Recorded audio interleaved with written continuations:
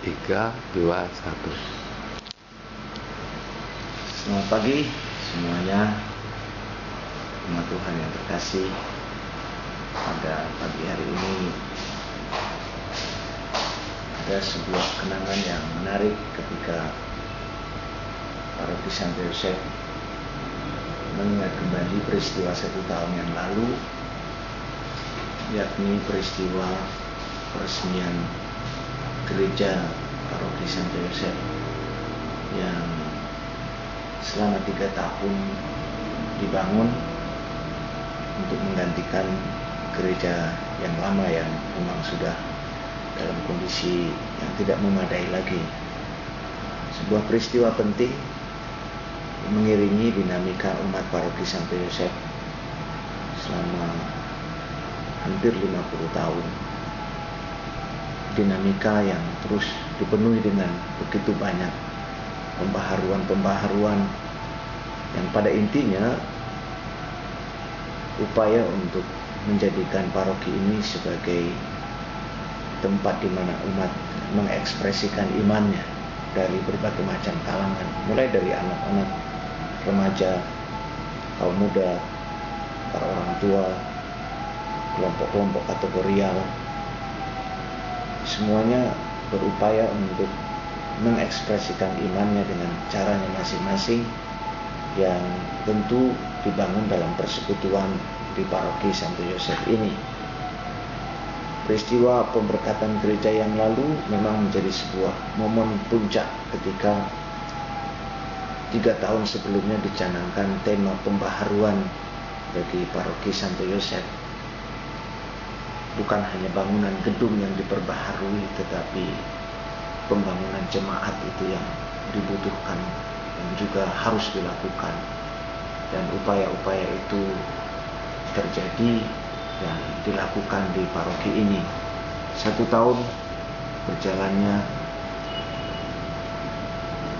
paroki ini di tengah gereja yang sudah dibangun, yang tentu bangunan yang membanggakan, bukan karena megahnya, bukan karena mahalnya, tetapi terlebih karena ada tempat yang dianggap memadai untuk mengekspresikan iman, menghayati karya keselamatan Tuhan dalam berbagai macam pengolahan rohani, entah itu ekaristi, ibadat, devosi, atau juga penerimaan sakramen-sakramen.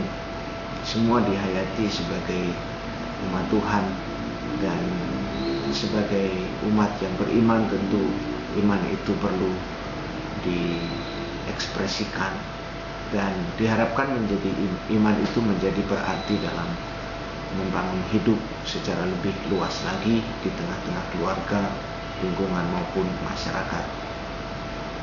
Gereja ini memang dibangun sedemikian rupa, bukan hanya memperhitungkan dari sisi arsitektur, keindahan, tetapi diupayakan supaya sungguh tepat dengan gereja yang mempunyai tata, aturan, konsep liturgis, sehingga dirancang sedemikian rupa bisa memenuhi apa yang seharusnya ada dalam sebuah gereja. Harapannya tentu gereja ini sungguh berdaya guna bagi seluruh umat, khususnya Paroki Santo Yosef ini. Harapan ke depan pasti membangun 3 tahun, tetapi merawatnya butuh banyak tahun. Ibaratnya selagi gereja Paroki Santo Yosef masih membutuhkan bangunan ini, maka begitu pula proses pemeliharaan dan perawatannya akan tetap berlangsung terus tanpa ada batas waktu. Dan tentu ini bukan tanggung jawab 1-2 orang, tetapi tanggung jawab dari semua umat Paroki Santo Yosef. Sekurang-kurangnya yang perlu adalah adanya rasa memiliki.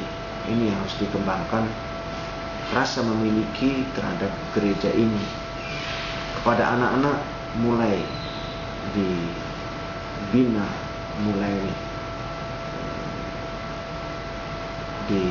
dipahami oleh mereka bahwa gereja ini pun merupakan tanggung jawab mereka, milik mereka.